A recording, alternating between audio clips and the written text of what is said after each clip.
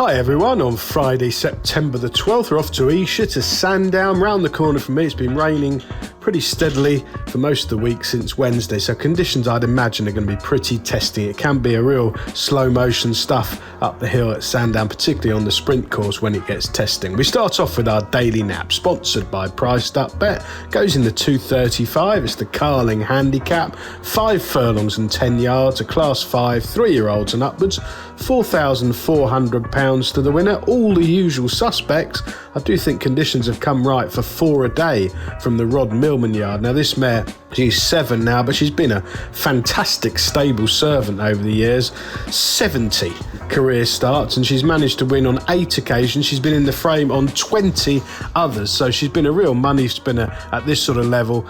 At her peak she was in the 70s, but she's down to 61 now and she's found her level this season really. She's been running every couple of weeks and the last couple of runs have been excellent. At Windsor on the 11th of August, beaten by Gogo Ubari, and then landing the cash at Fosslas on really soft ground under Lewis Edmonds last time out. So this rain, no terrors at all. She just stays 6 furlongs fine, so this stiff Sandown 5 should be ideal. She's got a great setup here with all the rain arriving.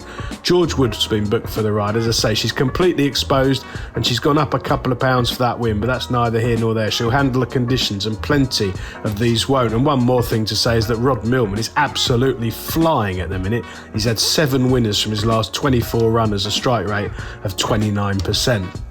Our value angle selection, sponsored by Priced Up Bet, goes in the 345.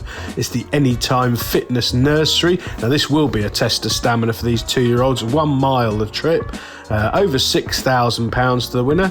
A small field, which seems to be the way of things with the juveniles. There's just too much racing, isn't there? And they haven't got the numbers to cope for it anymore. But this is a great opportunity for Magnatura for the Tom Ward yard. Now, Tom snapped a losing run in the last fortnight with a very welcome win. He's a really shrewd trainer. I don't think his horse has been running terribly, but he's just not been having winners. They've been hitting the crossbar with plenty of them. Magnatura is a promising 2-year-old. 3 visits to the track so far. Not unbacked at Leicester on the 3rd of June when making his debut, in shape with promise under Markhand under a considerate ride over 7 furlongs.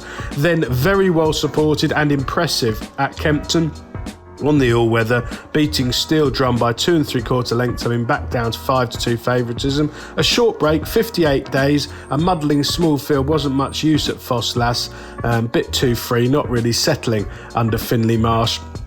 And picked off late by Lost Signal, who's a very well backed 6-4 on favourite, who's pretty smart, I think. That was over an extended 7 furlongs. This step up to a mile with a bit of cut in the ground should suit ideally. They had booked Jim Crowley for the ride earlier in the week, but obviously he's broken his leg, he's out of action. Eddie Greytrex takes over. I think Magnatura's got a lot more improvement in the tank, providing he settles in the early stages. I think he can outstay these rivals up the hill.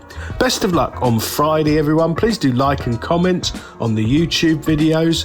Subscribe to the channel if you haven't already, it's free, and do check out our sponsor Priced Up Bet.